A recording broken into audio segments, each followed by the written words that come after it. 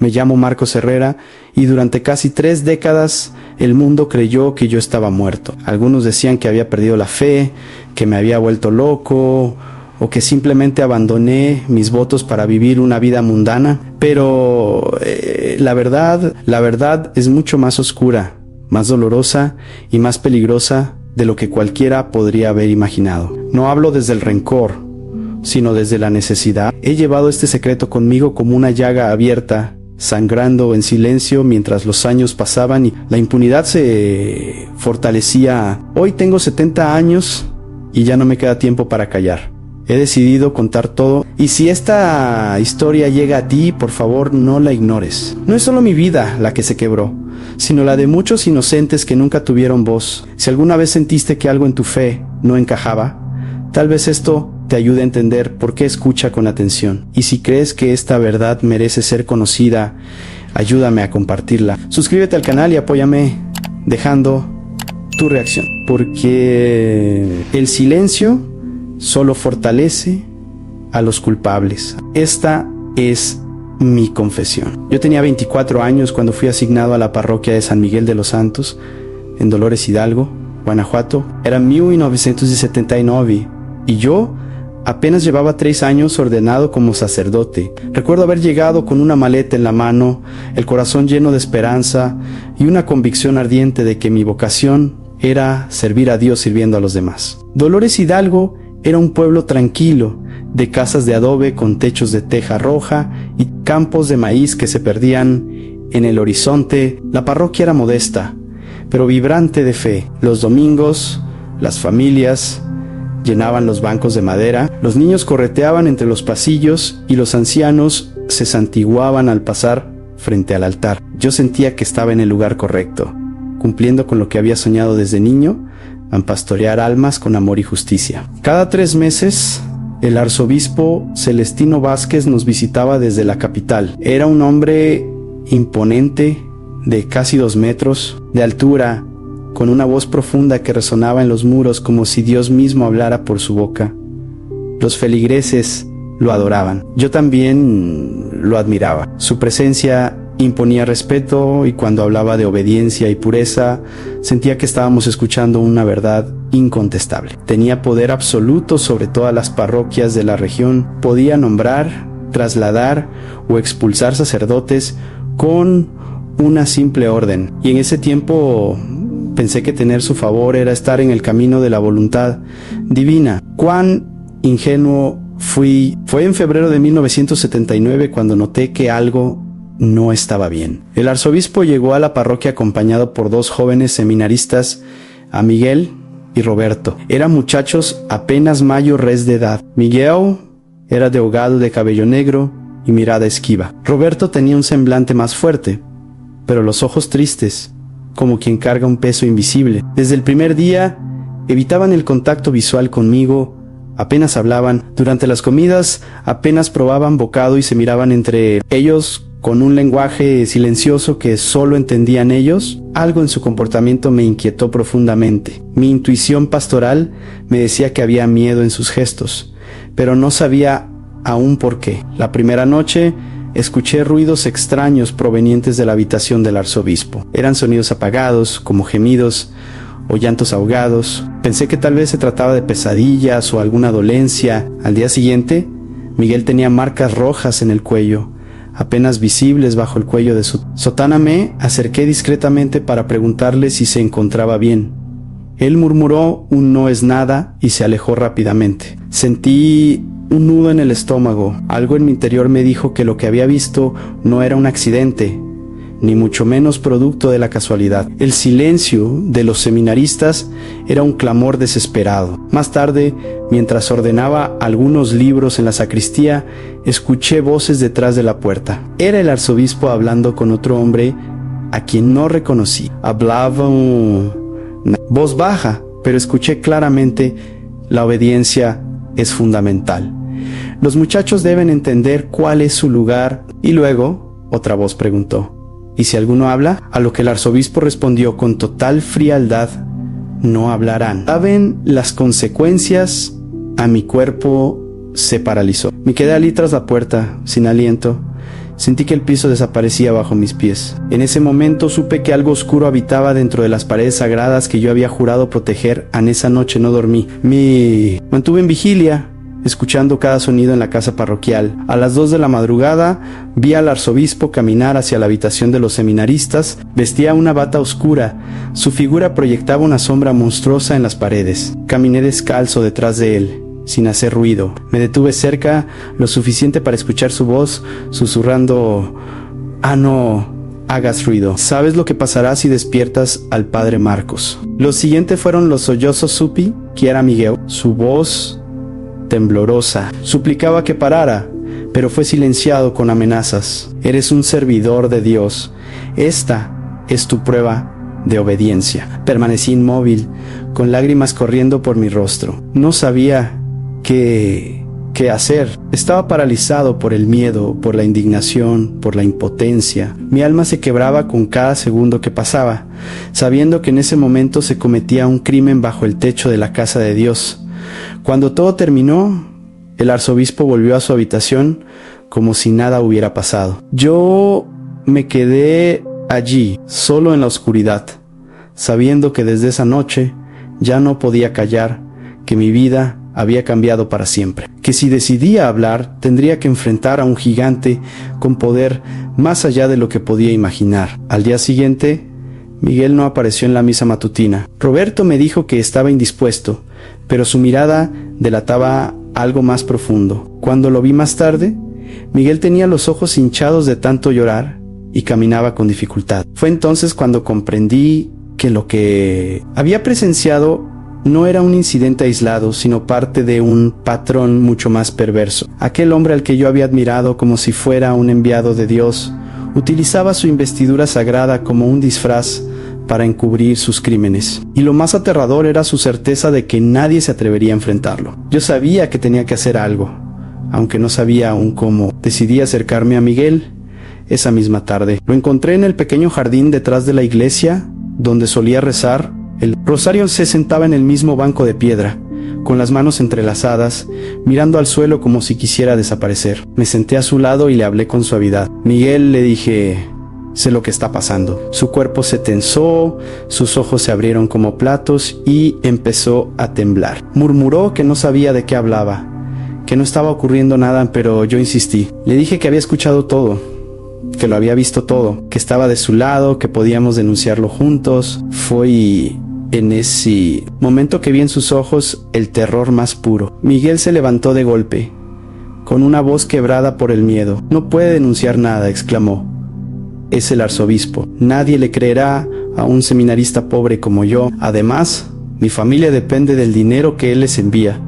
Si hablo, los condenará al hambre». Sus palabras me perforaron el alma. No solo enfrentaban abusos físicos y psicológicos, sino también una manipulación económica brutal que los ataba con cadenas invisibles. Comprendí que no estaba frente a una víctima cualquiera, sino frente a alguien atrapado en una telaraña diseñada para callar, aislar y destruir desde dentro. Le prometí que buscaríamos ayuda. Le dije que había formas de protegerlo, que podíamos acudir a las autoridades civiles o incluso escribir al Vaticano, pero él negó con la cabeza, cada vez más desesperado. «Usted no entiende, padre», insistía. «El arzobispo tiene contactos en todas partes. Policía, gobernadores, funcionarios en Ciudad de México. Si hablo, no solo me destruye a mí, lo destruye a usted también». Sentí que una muralla se levantaba entre nosotros, una muralla hecha de miedo de corrupción, de poder impune. Me marché esa noche con el corazón hecho trizas, sabiendo que el enemigo era más grande de lo que yo podía enfrentar solo. Durante 3 días recé, ayuné, loré. Finalmente tomé una decisión, redacté una carta detallada, relatando todo lo que había visto y oído. Elegí cada palabra con extremo cuidado. Sabía que estaba poniendo en riesgo mi vida, mi vocación y todo en lo que creía. Pero también sabía que el silencio era una forma de complicidad. Esa carta fue enviada directamente al obispo metropolitano de la Arquidiócesis de México. La dejé en el correo del pueblo con mis propias manos, rezando para que llegara a su destino sin ser interceptada. Durante 2 semanas esperé con el alma en vilo. Cada día, cada campanada, me sobresaltaba con la esperanza de una respuesta. La respuesta llegó, pero no fue lo que yo esperaba. El 12 de marzo de 1979, un coche negro se detuvo frente a la parroquia. Del vehículo descendió el arzobispo Vázquez, acompañado por 2 hombres de traje oscuro. No eran sacerdotes, tampoco eran autoridades eclesiásticas. Eran otro tipo de hombres, hombres que uno no esperaría ver cerca de una iglesia. Me llamaron con una sonrisa gélida. Padre Marcos, dijo el arzobispo, necesitamos hablar ahora. Me llevaron a mi propia oficina, me sentaron en mi silla y formaron un semicírculo silencioso e intimidante a mi alrededor. Allí comenzó el verdadero infierno. Nos han llegado noticias preocupantes sobre usted, dijo el arzobispo. Su voz era pausada, pero afilada como una cuchilla. Parece que ha estado escribiendo cartas llenas de mentiras y calumnias. Uno de los hombres puso sobre mi escritorio una copia exacta de la carta que yo había enviado. Sentí que el aire se escapaba de mis pulmones. Esa carta contiene la verdad, respondí con la poca firmeza que me quedaba. Lo que usted está haciendo es un pecado y un crimen. Terminé. La frase, una bofetada, cruzó mi rostro con tanta violencia que caí de la silla. El arzobispo, fuera de sí, gritó: ¿Cómo te atreves a acusarme? Tú, un cura de pueblo. Me levanté con dificultad, el rostro ardiendo y el sabor metálico de la sangre en mi boca. Uno de los hombres de traje había sacado una navaja y la limpiaba con un pañuelo blanco, como quien se prepara para algo que ha hecho muchas veces. El arzobispo recuperó su compostura con una rapidez escalofriante. ¿Vas a escribir una retractación?, dijo con voz firme. ¿Vas a decir que todo fue producto de una crisis nerviosa, que te sientes avergonzado por haber calumniado a un servidor de Dios, aunque necesitas retiro espiritual, y después serás transferido a una parroquia en la sierra, donde podrás reflexionar sobre tus errores en paz? Pero yo ya sabía que esa paz era una tumba sin cruz. Reuní lo poco de valor que me quedaba y me negué. No voy a retractarme, dije, aunque mi voz era apenas un hilo frente al miedo que me envolvía. El hombre de la navaja dio un paso adelante, amenazante. El arzobispo se inclinó sobre mí. Su aliento era una mezcla de incienso rancio y podredumbre moral. Tú no entiendes lo que estás haciendo, susurró. Has cometido una ofensa contra mí, pero también contra Dios, y eso se paga muy caro. Su tono no era de fe, sino de mafia. No hablaba como pastor, sino como verdugo. Entonces me lanzó la amenaza que me quebró por dentro. Sería muy lamentable si algo le ocurriera a tu hermana Elena y a sus hijos en Morelia, dijo, casi con dulzura. Los accidentes suceden, especialmente cuando no se tiene protección. En ese instante comprendí que no estaba frente a un hombre, estaba frente a un sistema, una red, una maquinaria de manipulación y terror que no se detenía ante nada. Elena era viuda, maestra de primaria, criaba sola a mis 2 sobrinos. Mencionarlos fue como disparar directo a mi corazón. Ya no se trataba solo de mí. Si me negaba, ellos pagarían. Si hablaba, otros morirían. Era una trampa perfecta, construida con siglos de poder impune. Me senté nuevamente, derrotado, y con manos temblorosas redacté la carta de retractación. Cada palabra era una traición a lo que creía, a lo que había visto, a los jóvenes que me necesitaban. Cuando terminé, el arzobispo la leyó y asintió con una sonrisa. Esa misma noche fui transferido a una parroquia perdida en la Sierra Madre Oriental, un lugar llamado La Esperanza. Irónicamente, era todo lo contrario a su nombre. Allí fui enterrado en vida, lejos de todos, sin testigos, sin aliados. Me convertí en una sombra, un eco de mí mismo. Me arrebataron la voz, pero no la memoria. Y eso fue su error. La parroquia era una estructura de adobe y palma, con apenas 300 feligreses dispersos en pequeñas rancherías. Mi casa era una habitación minúscula, con una cama de madera, una mesa rota y una ventana sin cristal que daba a un barranco. El correo llegaba una vez por semana. La carretera más cercana estaba a 2 horas a caballo. Era un exilio disfrazado de obediencia. Pero el aislamiento físico no era lo peor. Lo más devastador era el aislamiento espiritual. Cada vez que celebraba misa, Sentía que las palabras del Evangelio se convertían en ceniza en mi boca. ¿Cómo podía predicar amor y justicia sabiendo lo que había dejado atrás? Durante los primeros meses intenté encontrar algún sentido a mi nuevo destino. Me volqué por completo al servicio de la comunidad. Bendecía cosechas, visitaba enfermos, escuchaba confesiones hasta entrada la noche. Era un sacerdote sin parroquia verdadera, sin propósito claro, pero la gente era buena, inocente, y me abrazaban como a un hermano perdido. Eso me sostenía. Aunque cada noche, cuando cerraba la puerta de mi habitación, el silencio se llenaba con los ecos de los gritos de Miguel y con la mirada quebrada de Roberto, me preguntaba una y otra vez qué habría sido de ellos, si habrían logrado escapar, si estarían vivos o si ya era tarde. 6 meses después de mi llegada a La Esperanza, una carta cambió todo. La trajo don Aurelio, el encargado del correo. Reconocí la letra desde el primer vistazo. Era Miguel. Aunque el remitente decía simplemente un hermano en Cristo, su mano temblorosa había dejado una huella inconfundible. Me senté bajo el árbol junto a la iglesia y comencé a leer. A cada línea, el mundo que intentaba reconstruir se desmoronaba de nuevo. Miguel me contaba que Roberto se había quitado la vida, lo habían encontrado colgado de una viga en el seminario. Oficialmente lo llamaron crisis espiritual, pero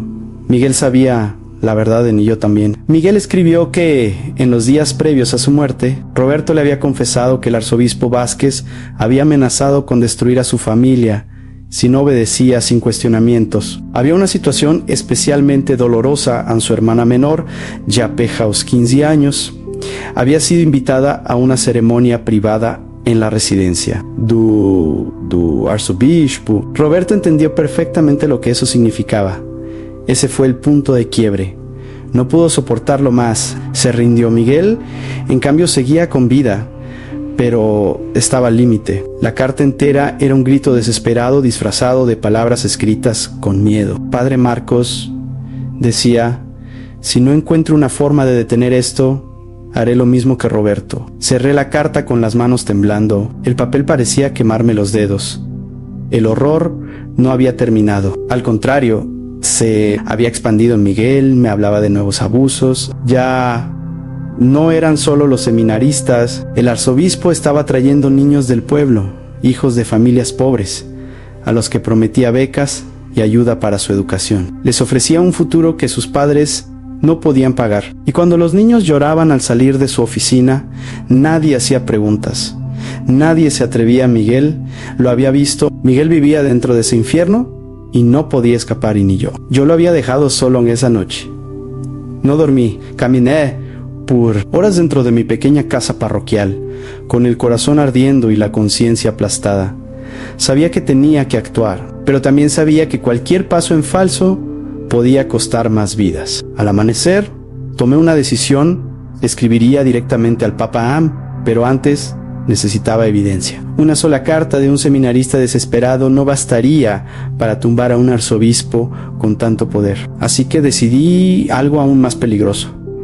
Volvería en secreto a Dolores Hidalgo. Buscaría documentos, registros, testigos. Todo lo que pudiera servir para construir un caso. Necesitaba pruebas, necesitaba justicia, y si eso me costaba la vida, que así fuera. Planifiqué mi salida durante 2 semanas. Le dije a los feligreses que viajaría a una ciudad cercana para conseguir medicinas. Era algo que hacía con frecuencia, así que nadie sospechó. Viajé primero a León, donde vivía un viejo amigo de seminario, el padre José Luis Moreno. Cuando le conté lo que estaba ocurriendo, no dudó en ayudarme. Era uno de los pocos hombres honestos que conocía en la iglesia. Me escuchó en silencio, con lágrimas contenidas, y al final dijo: Marcos, lo que me cuentas es monstruoso, pero debes entender que enfrentas a uno de los hombres más poderosos de la iglesia en México. Yo ya lo sabía, pero no tenía alternativa. José Luis me ayudó a contactar a personas de confianza dentro y fuera de la iglesia, una red informal de sacerdotes y laicos que compartían una preocupación profunda por lo que estaba ocurriendo en varias diócesis. A través de ellos obtuvimos información valiosa. El arzobispo Vázquez Había diseñado una estrategia sistemática, asignaba seminaristas vulnerables, huérfanos, pobres o con discapacidades leves a parroquias bajo su control directo. Además, había creado un supuesto programa de formación vocacional que atraía a niños con potencial espiritual desde muy temprana edad. A todos ellos los aislaba, los manipulaba, los quebraba. Con esta información, regresé secretamente a Dolores Hidalgo en octubre de 1979. Llegué al anochecer, evitando las rutas principales que conocía desde mi juventud. Me alojé en casa de María Concepción, una mujer mayo ere que había trabajado como sirvienta en la parroquia durante décadas. Al abrirme la puerta me dijo: Padre Marcos, sabía que volvería. Desde que usted se fue, todo ha empeorado. María Concepción me confirmó muchas de mis sospechas. Había visto entrar y salir niños de la casa parroquial en horas inusuales. Algunos lloraban, otros estaban en estado de shock. Uno de ellos, Pedrito Ramírez, de apenas 11 años, había cambiado completamente desde que el arzobispo le prometió pagar el tratamiento médico de su madre enferma. Esa misma noche me infiltré en la casa parroquial. Tuve que esperar hasta las 3 de la madrugada, cuando los guardias se alejaron a fumar. Entré por una ventana trasera, como lo había hecho de niño en la parroquia de mi tío. Todo estaba en silencio. Caminé lentamente por los pasillos oscuros, con una linterna pequeña y el corazón en la garganta. Llegué a la antigua oficina, que ahora era usada por el arzobispo durante sus visitas. La puerta estaba cerrada, pero recordaba que una de las ventanas de esa sala nunca cerraba del todo. Logré forzarla tras varios minutos de tensión absoluta. Dentro, lo que encontré me heló la sangre. Había una libreta con nombres de niños y jóvenes. Junto a cada nombre, una descripción: edad, situación familiar, nivel de obediencia. Las anotaciones eran escalofriantes. Madre enferma, necesita dinero. Padre alcohólico. Huérfano, dócil, resistente, necesita disciplina. También había fotografías. No voy a describirlas aquí. Solo diré que eran pruebas irrefutables de lo que estaba ocurriendo. Las documenté con una pequeña cámara prestada por José Luis. Todo estaba saliendo según lo planeado, hasta que escuché pasos en el pasillo. Alguien venía rápido. Mi corazón comenzó a latir con fuerza descontrolada. Era cuestión de segundos antes de que me encontraran. Guardé rápidamente los documentos más comprometedores bajo mi sotana y corrí hacia la ventana por donde había entrado. Pero ya era demasiado tarde. La puerta se abrió violentamente justo cuando estaba a medio camino de escapar. ¡Alto ahí!, gritó una voz que reconocí de inmediato a uno de los guardias del arzobispo. Salté por la ventana, cayendo de golpe en el pequeño jardín. Sentí un dolor agudo en el costado, pero la adrenalina me mantuvo de pie. Corrí por las calles empedradas del pueblo, buscando sombras, rincones, cualquier lugar donde ocultarme. Detrás de mí, los pasos se multiplicaban. Los gritos se hacían más cercanos. Sabía que si me alcanzaban, no viviría para ver el amanecer. Mi primer impulso fue regresar a casa de María Concepción, pero cuando me acerqué, vi a 2 hombres vigilando la entrada. Ya sabían dónde buscarme. No podía volver con José Luis, eso pondría su vida en peligro. No podía esconderme en el pueblo, porque conocían cada rincón donde yo podría refugiarme. Fue entonces cuando recordé el viejo cementerio en las afueras del pueblo. Allí, entre las tumbas coloniales, había un mausoleo abandonado que usaba para rezar en mi juventud. La gente del pueblo lo evitaba por supersticiones, pero para mí era un santuario de silencio. Llegué al lugar cuando las primeras luces del día comenzaban a teñir el cielo. Pasé todo el día escondido dentro del mausoleo, con el cuerpo entumecido y la mente en guerra. Escuchaba las voces a lo lejos, los grupos de búsqueda, los pasos sobre la grava. El miedo era real, pero también lo era la certeza de que ahora tenía lo necesario para exponerlo. Cuando cayó la noche, tomé la decisión de entregar la evidencia. No podía quedármela. Si moría, todo se perdería. Pensé en la única persona en la que todavía confiaba, en el padre Alejandro Mendoza. Lo había conocido poco antes de ser transferido a La Esperanza. Era joven, valiente, incorruptible. Estaba en una parroquia cercana fuera del círculo de influencia directa de Vázquez. Para llegar hasta él, debía atravesar nuevamente parte del pueblo. Era una locura, pero no tenía opción. Esperé hasta medianoche, cuando todo estaba en silencio. Me moví entre sombras, bordeando caminos ocultos hasta alcanzar la casa de doña Carmen, una anciana que vivía sola y que posiblemente podría ayudarme. Mi idea era pedirle prestado su burro para llegar al pueblo vecino sin ser detectado. Pero cuando estaba a pocos metros de su puerta, una luz me cegó él. Rostro an una linterna, una voz an por fin te encontramos. Padre traidor, era el arzobispo Vázquez en persona. Estaba allí con 3 de sus hombres, han rodeado, han sin salida. Intenté huir, pero mis piernas ya no me respondían. Exhausto, levanté las manos en señal de rendición. El arzobispo se acercó lentamente, su sombra alargada como un demonio bajo la luz. Marcos, dijo con esa voz pausada que usaba para manipular, tú nunca entendiste cómo funciona el mundo. La iglesia es una institución de poder y el poder debe ser ejercido. Le grité que estaba enfermo, que era un criminal, que Roberto había muerto por su culpa. Entonces vino la bofetada, me tumbó al suelo, pero esta vez no me callé. Tengo pruebas. Escupí con la boca ensangrentada, fotografías, documentos. Ya no puedes silenciarme. El arzobispo hizo una señal y uno de los hombres sacó una navaja. Tendrás un accidente, dijo. Un sacerdote perturbado que cayó por un barranco. Muy triste, pero así es la vida. Cerré los ojos esperando el golpe final. Fue entonces cuando decidí jugar mi última carta. Grité con toda la fuerza que me quedaba: José Luis ya tiene copias de todo. Si me matan, él las enviará al Vaticano. Fue un farol, pero uno creíble. El arzobispo se detuvo, analizó mis palabras.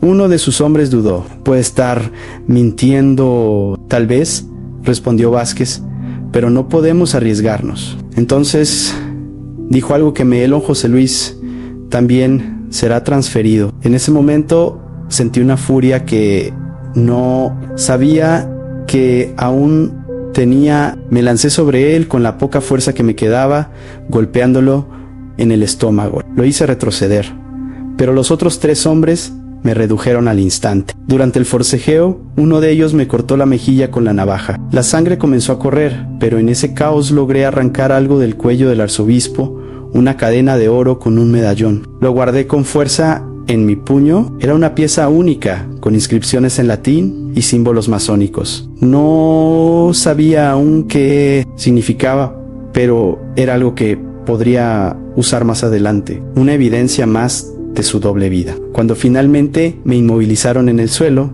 el arzobispo se acercó furioso, con los ojos desorbitados.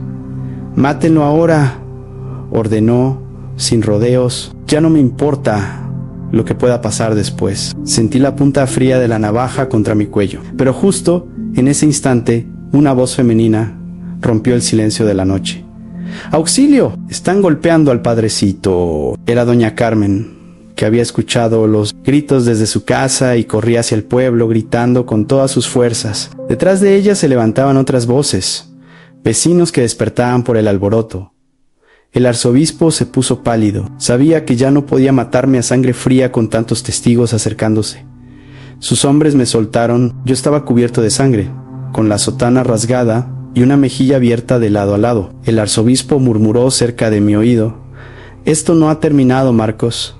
Puedes huir, pero nunca estarás seguro». Su voz sonaba más a maldición que a advertencia. Cuando los primeros vecinos llegaron al lugar, encontraron al arzobispo y sus hombres auxiliándome tras un supuesto accidente. El padre se cayó, explicaron. Nadie se atrevió a contradecirlo, pero doña Carmen ya había visto demasiado. Cuando todos se dispersaron, ella me llevó en secreto a su casa y curó mis heridas con manos firmes pero compasivas. «Usted no puede quedarse aquí», me dijo mientras limpiaba la sangre seca de mi cara. «Ese hombre va a matarlo. Si sigue en este pueblo». Tenía razón. Sabía que mi tiempo en Dolores Hidalgo se había agotado. Esa misma madrugada, doña Carmen me dio ropa civil augu gillinero y me prestó su burro más fuerte. También me indicó caminos por la montaña que me permitirían llegar a León sin ser visto. Antes de partir, le dejé una carta sellada. Le dije: «Si algo me pasa, entregue esto al padre José Luis Moreno y dígale que el medallón de San Judas está en el lugar donde solíamos jugar de niños. Era un código entre nosotros. Se refería a una capilla abandonada donde de niños escondíamos pequeños tesoros. El viaje hasta León duró 3 días. Me movía solo de noche, durmiendo en cuevas, en graneros abandonados o bajo los árboles. Comía poco, bebía agua de los arroyos y mantenía el medallón escondido cerca del pecho. Fue un recorrido agotador, físico y emocionalmente. La herida de la mejilla seguía abierta y el miedo me hacía mirar hacia atrás a cada paso. Pero sabía que tenía que llegar. Cuando finalmente lo logré y toqué la puerta de la parroquia de José Luis, él apenas me reconoció. Tenía la barba crecida, los ojos hundidos y una expresión que mezclaba el alivio con el horror. «Dios mío», Marcos exclamó, «¿qué te han hecho?». Me senté con él en la cocina y le conté todo en cada detalle, desde el intento de asesinato hasta el medallón. Le mostré las fotografías que había logrado tomar, los documentos que aún conservaba y la cadena que había arrancado del cuello del arzobispo. José Luis los examinó detenidamente. Su rostro se volvía más sombrío con cada página. «Esto es suficiente para destruir a Vázquez», dijo finalmente, «pero también es suficiente para que te maten, a ti, a mí y a cualquiera que se acerque demasiado». Durante los días siguientes discutimos todas las opciones posibles: acudir a las autoridades civiles, enviar los documentos al Vaticano, buscar apoyo en la prensa, pero cada camino estaba plagado de riesgos. El arzobispo tenía contactos en todos los niveles: gobernadores, policías, altos cargos eclesiásticos. Podía borrar expedientes, eliminar testigos, bloquear investigaciones. Cualquier paso en falso podía desencadenar una ola de represalias. Fue José Luis quien propuso la única salida real: «Tienes que desaparecer», me dijo una noche, con los ojos apagados por el cansancio. «Tienes que morir oficialmente para poder vivir». La idea era tan aterradora como lógica. Si todos creían que estaba muerto, el arzobispo dejaría de buscarme. Podría empezar una nueva vida lejos del alcance de sus tentáculos. Pero ¿a qué precio? ¿Y qué pasaría con Miguel, con los niños, con toda la verdad que había conseguido? Le pregunté a José Luis si valía la pena renunciar a todo, a mi nombre, a mi fe pública, a mi misión. «Dame 10 años», me respondió. «Dame 10 años para escalar dentro de la iglesia, para ganar poder e influencia. Cuando llegue el momento, usaremos esta evidencia y contaremos la verdad. Pero si lo haces ahora, solo conseguirás que nos maten». A los dos era una promesa dura, pero también era la única esperanza real de justicia. Acepté, y aunque eso significara borrar a Marcos Herrera del mundo y convertirme en alguien que nunca había sido una sombra más entre los vivos, aún muertos sin tumba. El plan se llevó a cabo una semana después. José Luis, con ayuda de contactos discretos en la morgue local, consiguió el cadáver de un hombre sin familia, de edad y complexión similares a la mía. Lo vistieron con mi ropa, colocaron mis documentos en sus bolsillos y lo arrojaron a un barranco cerca de La Esperanza. La historia oficial fue que el padre Marcos Herrera, perturbado por una crisis nerviosa, había huido de su parroquia y muerto en una caída accidental. El arzobispo Vázquez presidió personalmente mis honras fúnebres. Dio un discurso emotivo sobre el trágico final de un joven sacerdote que había perdido su camino. Sé que por dentro celebraba mi desaparición. Mientras tanto, yo viajaba al norte del país con una nueva identidad. Manuel Rodríguez. José Luis me consiguió documentos falsos y algunos contactos en Tijuana. Allí comenzaría una nueva vida. Los primeros años fueron un infierno. Trabajé en lo que encontré en construcción, cocinas, mercados, siempre en las sombras. Siempre con miedo aprendí a vivir sin sotana, sin misa, sin altar, pero también descubrí algo que nunca había conocido dentro de los muros eclesiásticos: una fe más pura. En los barrios pobres de Tijuana, entre inmigrantes madres solteras y adictos en recuperación, encontré una espiritualidad viva, sin máscaras, sin jerarquías, sin hipocresía. Cada año, el día de mi supuesto fallecimiento, recibía una carta de José Luis Amé.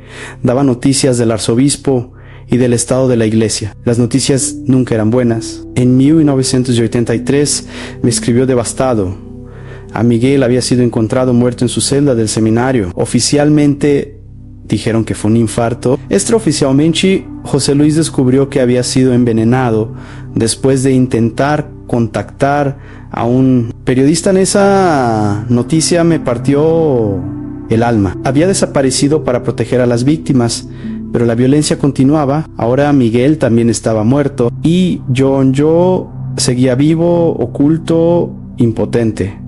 El silencio no había salvado a nadie. Los años siguientes fueron un ciclo de trabajo, clandestinidad y soledad. Viví en varias ciudades del norte, cambiando de nombre, de rostro, de oficio. Fui maestro informal, voluntario en clínicas, guía espiritual. Sin sotana nunca me casé. Nunca formé familia, en parte por miedo, en parte por culpa. Me preguntaba si todavía era sacerdote o si mi silencio me había despojado de toda vocación. En las noches más oscuras me repetía que todo valdría la pena si algún día la verdad salía a la luz. Pero el tiempo pasaba y el monstruo seguía creciendo. En 1995 José Luis me escribió en Vázquez. Había sido nombrado cardenal. Esa carta me enfermó físicamente. Vomité durante días. El hombre que había abusado de niños, que había ordenado muertes, que había destruido vidas enteras, ahora era una figura venerada en Ramallah. Paciencia ya no es una virtud, escribió José Luis, es complicidad. Pero incluso él sabía que actuar precipitadamente sería una sentencia de muerte. El poder de Vázquez era tan grande que cualquier intento de denuncia era absorbido y destruido por las capas de encubrimiento. Seguimos esperando. Cada año me enviaba una carta más desanimada. Y yo seguía vivo, pero cada vez menos hombre, cada vez más sombra. En el año 2000 recibí la última carta de José Luis Amé. Informaba que había sido transferido a Roma, al Vaticano, donde tendría acceso a archivos y contactos más influyentes. Es nuestra oportunidad, escribió. Aquí quizás podamos hacer algo real, pero 3 años después, en 2003, me llegó un telegrama que me quitó el aliento. José Luis había muerto de un infarto repentino. Tenía 52 años y estaba en perfecto estado de salud. No hubo autopsia. No hubo preguntas, solo una tumba y un silencio que rugía más fuerte que cualquier misa. En su muerte me dejó completamente solo. Sin aliados, sin ruta, sin salida. Con su muerte comprendí que ya no había esperanza institucional. Pensé en entregarme, en confesar mi historia, pero ¿quién me creería? Un hombre que decía ser un sacerdote muerto desde 1979, con documentos falsos, sin pruebas sólidas, sin testigos vivos. Las fotografías estaban desvanecidas, algunos documentos destruidos por la humedad. Solo el medallón de Vázquez permanecía intacto. Mas un trezo de metal no bastaba para enfrentar a toda una estructura. Caí en una depresión profunda. Dejé de trabajar, dejé de comer, dejé de rezar. Y cada noche me preguntaba si el silencio había sido el camino correcto o la peor traición de todas. En 2007, el cardenal Celestino Vázquez murió de cáncer de próstata. Tenía 83 años. Fue velado con todos los honores que la iglesia puede otorgar. Miles de personas asistieron a su funeral. Los medios lo recordaron como un hombre santo, un defensor incansable de los pobres, un amante de la juventud. Cuando leí su obituario en un periódico local, Sentinauseaus, el monstruo había muerto como héroe. Su autobiografía, publicada poco antes de su fallecimiento, se convirtió en un bestseller religioso. En ella hablaba con ternura de los niños a los que había rescatado y de su compromiso con la pureza del alma. Cada línea era una bofetada, un recordatorio de que el mal, cuando se disfraza bien, no solo se convierte en leyenda. Mas su muerte también me trajo una forma retorcida de libertad. Ya no tenía que esconderme con tanto miedo. Podía moverme con más calma. Consideré por primera vez la posibilidad de contar mi historia, de salir de la tumba simbólica en la que me había metido durante 3 décadas. Sin embargo, algo me detenía. La culpa, el remordimiento, el temor a ser rechazado, a ser tachado de loco, a que nadie creyera lo que decía. ¿Por qué Después de tanto tiempo, las pruebas eran escasas y los muertos eran muchos. ¿Quién quedaba para confirmar mi historia? ¿Quién, fuera de mí, sabía la verdad? Pasaron más de 10 años. En 2019, exactamente 4 décadas después de mi desaparición, comencé a escuchar rumores. Un joven sacerdote llamado Alejandro Mendoza, recién llegado de Roma, había empezado a hacer preguntas incómodas en la arquidiócesis de Guadalajara. Investigaba casos antiguos de sacerdotes desaparecidos, inconsistencias en archivos, encubrimientos documentados, y entre los nombres que mencionaba estaba el mío Marcos Herrera. Lo escuché por casualidad, mientras compraba pan en el mercado, todavía usando mi identidad de Manuel Rodríguez. Su voz era clara, segura, estaba entrevistando a gente del pueblo, buscando testigos, hurgando donde nadie se atrevía. Me obsesioné con sus movimientos. Lo seguí discretamente durante semanas. Quería saber quién era, si podía confiar en él, si era un verdadero investigador de la verdad o simplemente otro oportunista. Confirmé que había trabajado en la Congregación para la Doctrina de la Fe AN, que había estudiado casos similares en otros países, que no tenía vínculos con los círculos corruptos de la jerarquía local. Finalmente, reuní el valor para acercarme a él. ¿Por qué busca al padre Herrera?, le pregunté, disfrazando mi voz. Me miró con sospecha y respondió: porque creo que su historia puede destapar una de las redes de encubrimiento más grandes de esta diócesis. Le pedí que me escuchara. Solo unos minutos nos sentamos en una banca del parque. Dije que yo era Marcos Herrera. Al principio no me creyó, era lógico.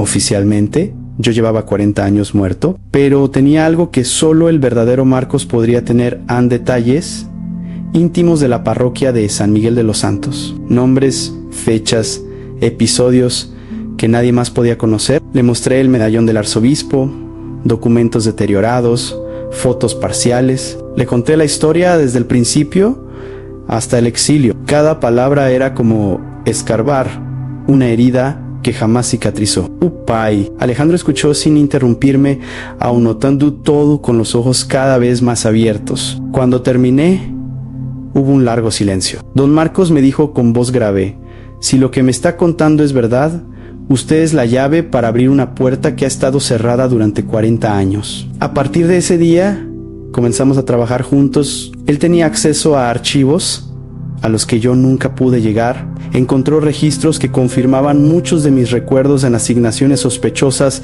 de seminaristas, patrones en las transferencias, documentos extraviados justo después de mis denuncias. Incluso halló copias ocultas que José Luis había logrado archivar en Roma antes de su muerte. La verdad comenzaba a emerger, como un cadáver que flota tras años bajo el agua. Lo más impactante fue que logramos localizar a varios sobrevivientes, hombres que ahora tenían entre 50 y 60 años, pero que habían sido niños en la época de Vázquez. Algunos se negaron a hablar. Otros, al saber que había un sacerdote dispuesto a testificar con ellos, empezaron a romper el silencio. Alejandro reunió sus testimonios, cruzó fechas, documentos, cartas. Cada pieza encajaba como un rompecabezas siniestro. A medida que avanzábamos, yo me insistía: tiene que hacerlo público. Tiene que contar su historia al mundo. Yo tengo los contactos. Esta vez no podrán ignorarlo. Pero yo seguía dudando. Tenía miedo de volver a morir. Esta vez, de verdad, el padre Alejandro fue paciente, pero también persistente. En cada encuentro me recordaba la promesa que había hecho a José Luis en contar la verdad cuando llegara el momento oportuno. Ese momento es ahora, me decía con firmeza. Ya no hay un Vázquez para silenciarte, ya no estás solo. Sus palabras empezaron a hacer eco en mi conciencia. Recordé las lágrimas de Miguel, el cuerpo de Roberto, las súplicas silenciosas de Pedrito y tantos otros cuyos nombres apenas recuerdo, pero cuyas miradas jamás he podido olvidar.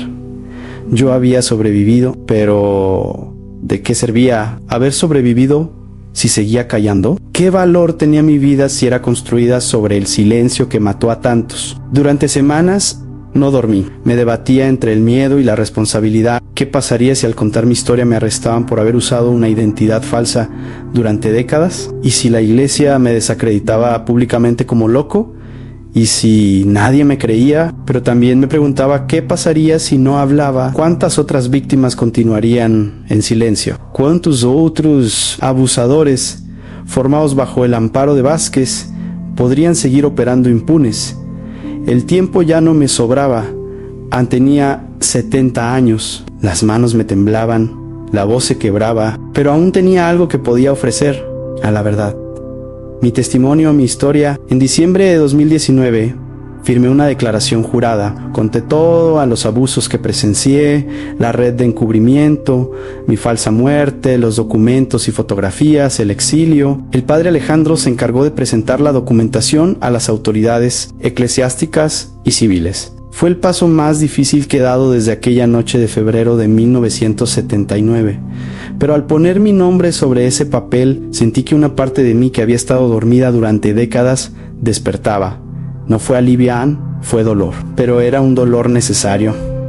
Un parto tardío de justicia, el inicio de una reparación que nunca sería suficiente, pero que al menos abriría una herida para que otros pudieran ver lo que fue ocultado. La noticia no tardó en filtrarse. En poco, periodistas independientes comenzaron a investigar. Algunos medios de comunicación se interesaron. El padre Alejandro logró canalizar la historia a través de contactos internacionales que sabían cómo lidiar con el Vaticano y sus muros burocráticos. Por primera vez, los nombres de Roberto, de Miguel y de los otros comenzaron a circular como lo que fueron en víctimas. Ya no eran estadísticas ni rumores, eran personaos. Alguien finalmente los estaba nombrando, y yo, con cada artículo, con cada llamada, con cada entrevista, sentía que volvía a existir, no como Manuel Rodríguez, sino como Marcos Herrera, el verdadero. Pero no todo fue aplauso.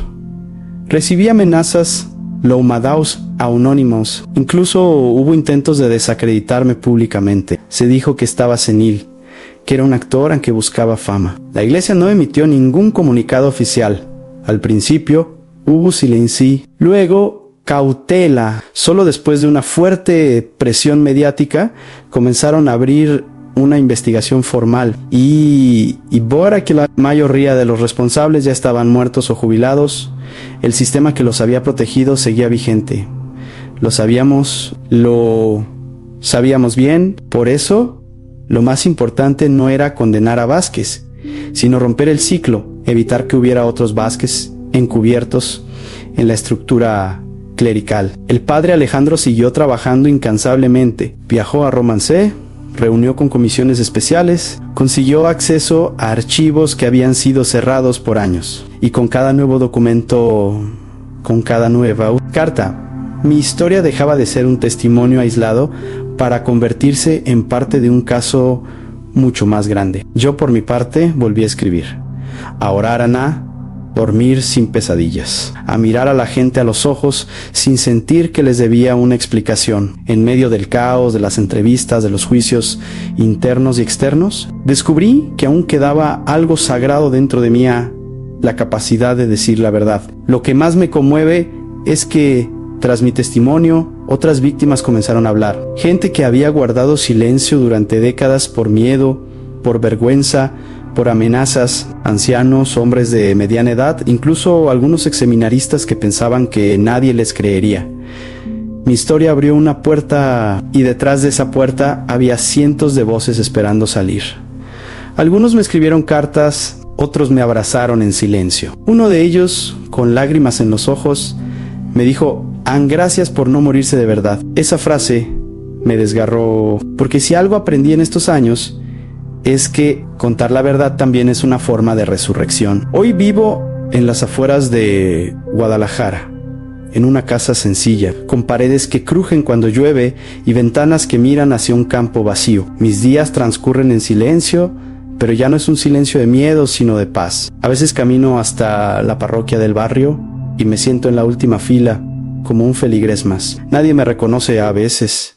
El padre Alejandro viene a visitarme. Nos sentamos a tomar café y hablamos poco. No necesitamos muchas palabras. Lo que compartimos va más allá del lenguaje.